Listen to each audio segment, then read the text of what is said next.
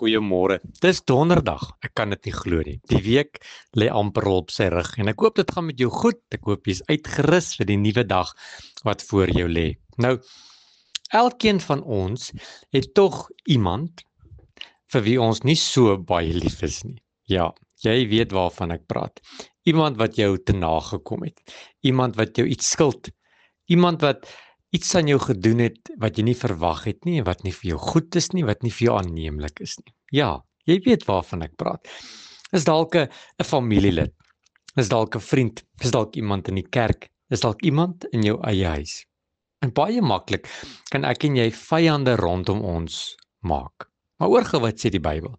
Hy skryf daar in Romeine 12 vanaf vers 20. Hy sê, as jou vyand, met ander woorde, die persoon vir wie jy kwaad is, die een wat jou kwaad aan gedoen het, die een persoon wat jy dink nogal iets aan jou verskuldig is, die persoon wat jou teleurgestel het, daardie persoon vir wie jy nie wil kyk nie, nie eers wil sien nie, jy wil nie eers verby hom ry nie.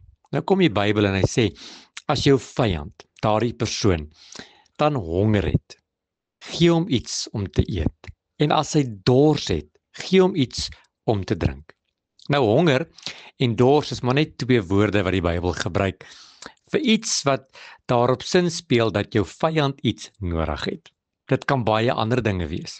Jou vyand kan baie ander dinge nodig het behalwe kos en iets om te drink.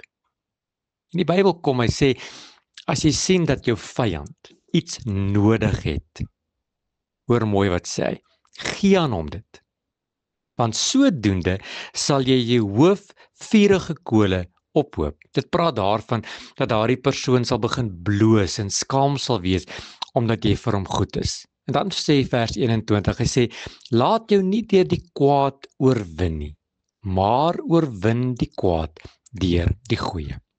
Die Bybel is baie reguit, dat ek en jy moet die kwaad oorwin deur die goeie. Ons moet die goeie doen, al voel ons nie altyd lus daarvoor nie. Ons moet die goeie doen, al is ons omgekrap. Ons moet die goeie doen, al voel ons te nagekom. Ons moet die goeie doen, al voel dit asof iemand ons onregverdig behandel het. Hoekom? Want dan maak jy daardie persoon se wange rooi van skaamte en jou loon gaan groot wees in die hemel. So vandag wil ek vir jou vra om nie rond te loop en vyande te maak nie. Probeer eerder jou vyande te help sodat met hulle sal goed gaan. Sjoe, pastoor, dis 'n tolorder. Dis bietjie te groot vir 'n donderdag.